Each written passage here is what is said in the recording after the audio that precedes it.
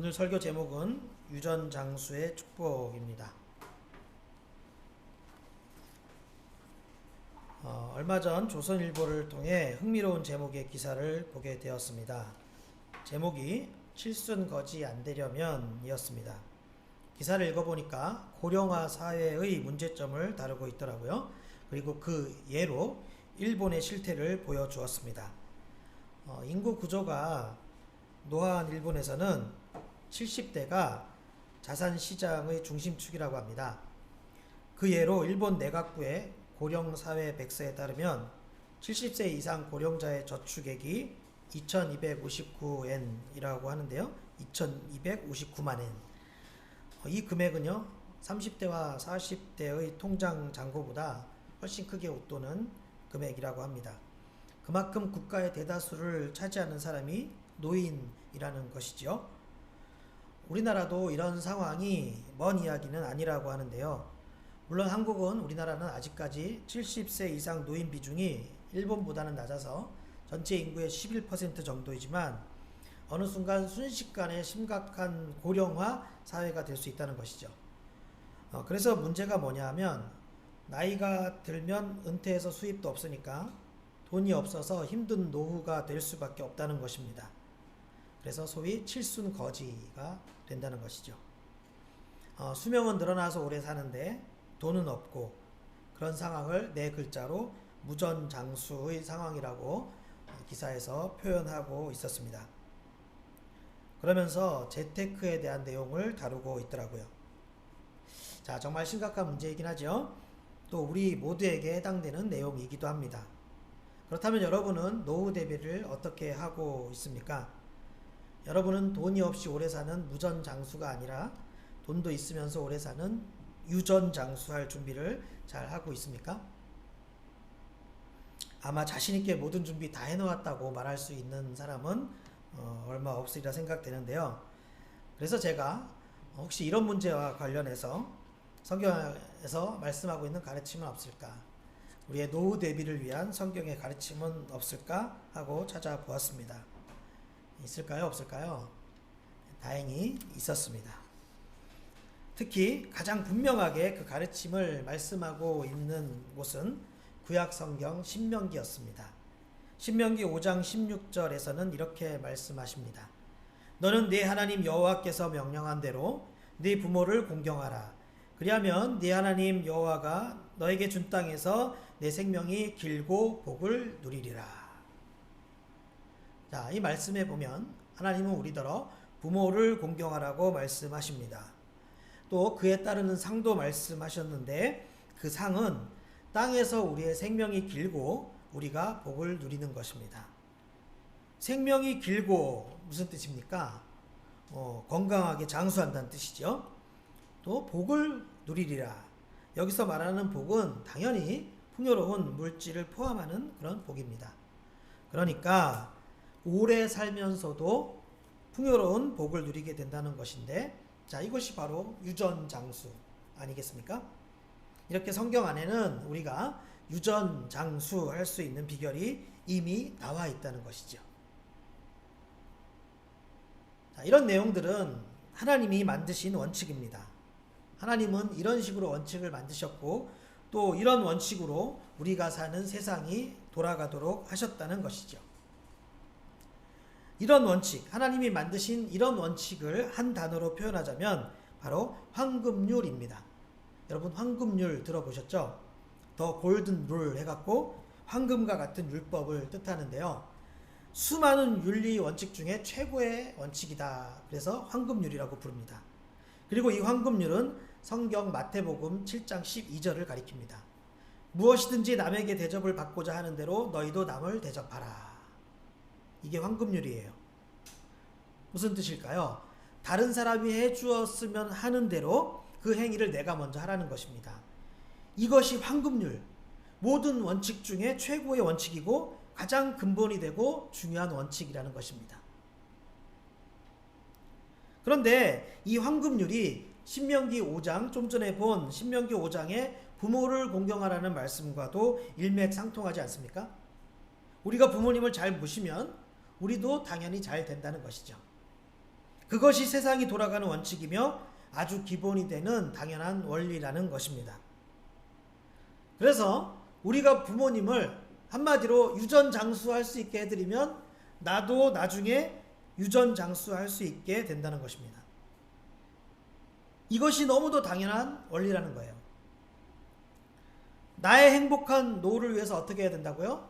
먼저 부모님의 노후를 행복하게 해드리면 나의 노후가 행복해진다는 것입니다. 신명기 5장 16절에는 그런 원리가 들어있는 거예요. 이것이 바로 효도의 원리이며 하나님이 만드신 원리라는 것입니다. 자, 그래서 효도가 참 중요하다는 것을 다시금 깨닫게 되는데요. 이렇게 효도가 중요하다는 것은 다들 알고 있지만 효도하는 방법, 즉 구체적으로 어떻게 하는 것이 효도인지 사람마다 차이가 있고 생각하는 것들이 각각 다른 것 같습니다.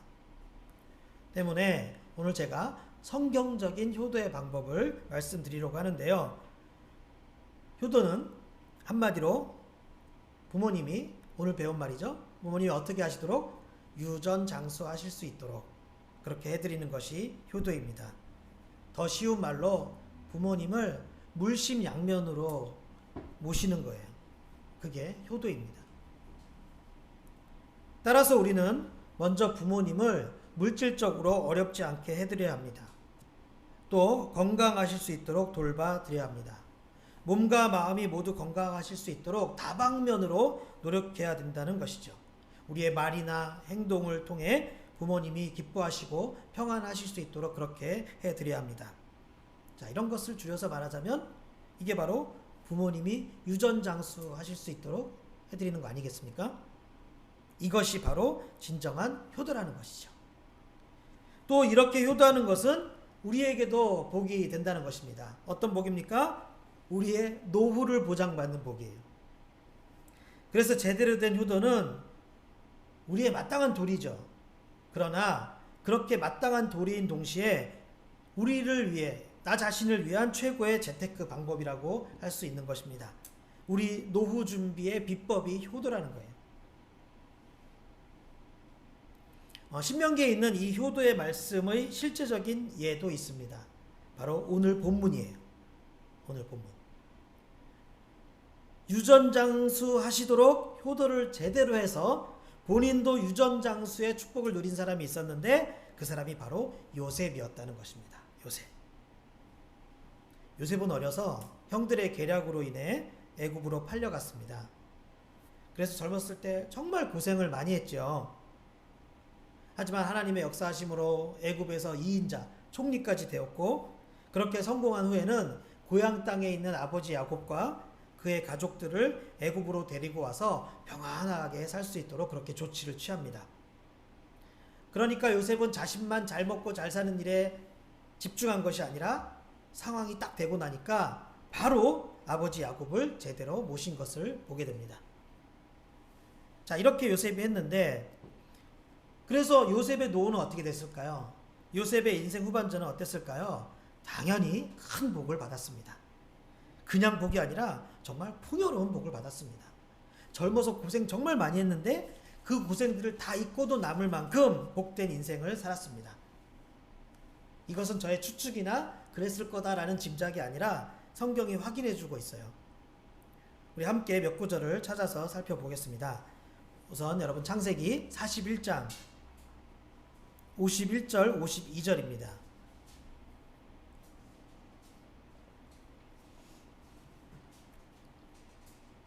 창세기 41장 51절 52절을 한번 보겠습니다.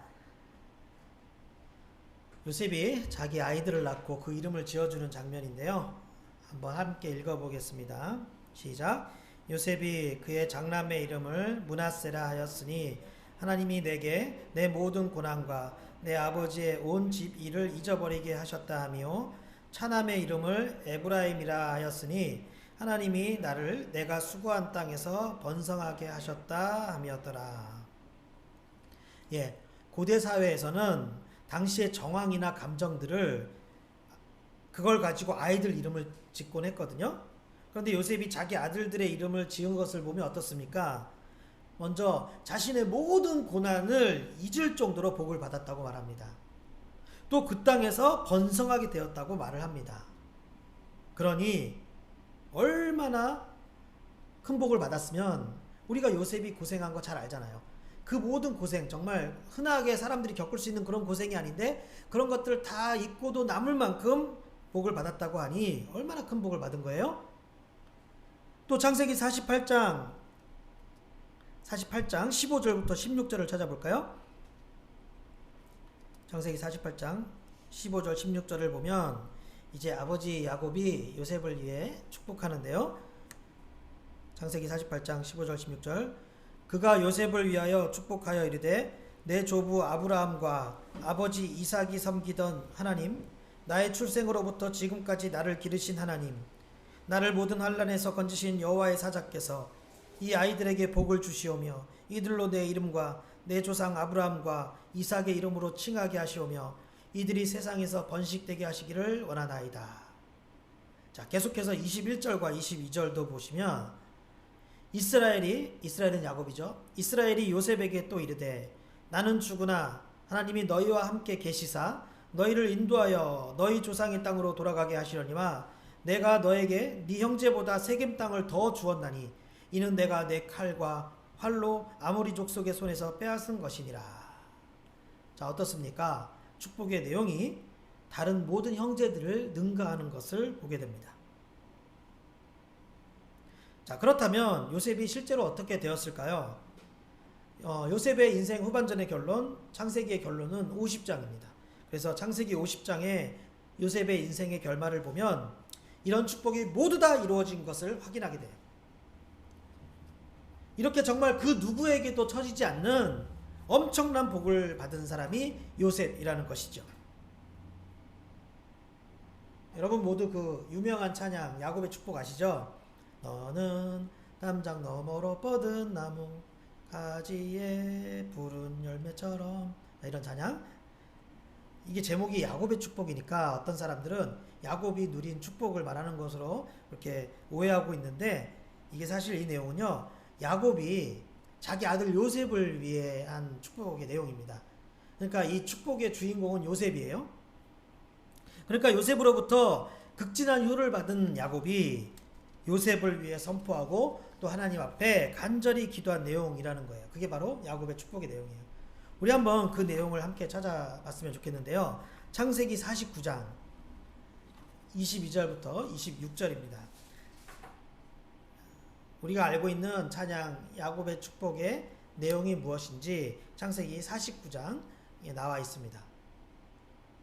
야곱, 정확히 말하면 야곱이 한 축복. 자, 창세기 49장 22절부터 26절 우리 한번 같이 읽어보겠습니다. 천천히 함께 읽겠습니다. 시작. 요셉은 무성한 가지 곧 샘 곁에 무성한 가지라. 그 가지가 담을 넘었도다.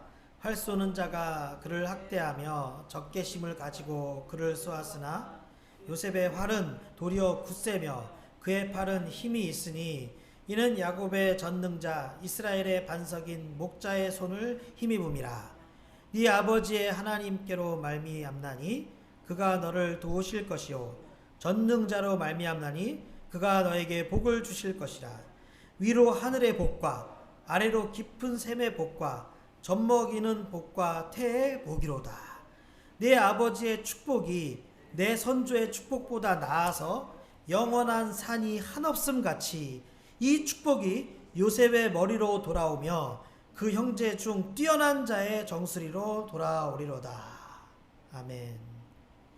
어떻습니까? 놀랍지 않습니까? 이 얼마나 감동적이고 아름다운 축복입니까? 저는 이 놀라운 축복들이 요셉의 효도로부터 나왔다고 믿습니다. 그리고 이것이 바로 오늘 설교의 핵심이에요. 우리가 오늘의 설교를 통해서 또 이번 명절 연휴를 보내면서 우리 모두 이 효도의 귀한 가치를 다시 생각해 보았으면 좋겠습니다. 그리고 오늘 깨달은 말씀으로 우리가 부모님에 대한 나의 모습도 반성해보고 새롭게 결단도 해 보았으면 좋겠습니다. 내가 잘하고 있는 것, 그래, 계속 그렇게 해야겠구나. 내가 잘하고 있었구나. 이렇게 생각도 하시고, 아, 내가 한다고 했는데 이 부분은 내가 놓치고 있었구나. 이런 부분이 생각되면 우리가 다시 한번 반성하고 새롭게 결단도 해 보았으면 좋겠습니다. 우리 모두 부모님이 유전장수 하시도록 최선을 다합시다. 그렇게 할 때 우리도 무전장수가 아니라 물질도 넉넉하고 건강하게 오래 사는 그런 유전장수의 축복을 누리게 될 것입니다. 그래서 요셉이 누렸던 그 놀라운 복이 우리 보든교회 모든 성도님들이 누릴 수 있는 복이 될 수 있기를 예수님의 이름으로 축원합니다.